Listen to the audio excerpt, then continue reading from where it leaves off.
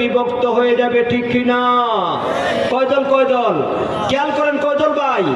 দুই দল। আল্লাহ বলেন يوم يأتي لا تكلم نفس إلا بإذنه فمنهم شقي وسعيد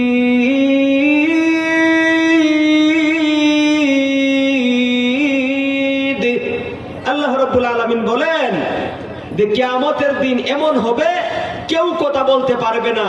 দুনিয়ার সমস্ত মানুষগুলি দুই দলে বিভক্ত হয়ে যাবে, শাকিয়ুন ওয়া সাঈদুন।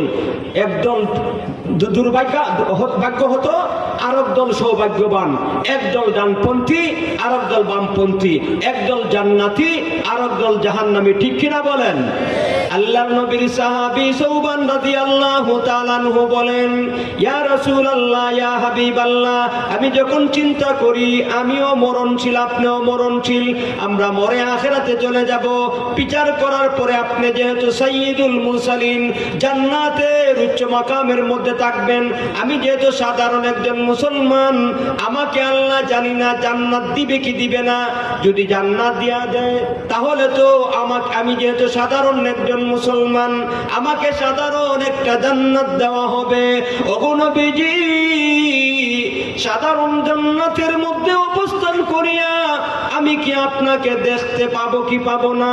দেখার সুযোগ পাবো কি পাবো না? কারণ দুনিয়ার মানুষ জান্নাতের নাজ ও নিয়ামত পেয়ে সন্তুষ্ট হয়ে যাবে, কিন্তু আমি আপনাকে এত ভালোবাসি, জান্নাতের নিয়ামত পেয়েও আমি সন্তুষ্ট হতে পারবো না যদি আমি আপনাকে দেখার সুযোগ না পাই।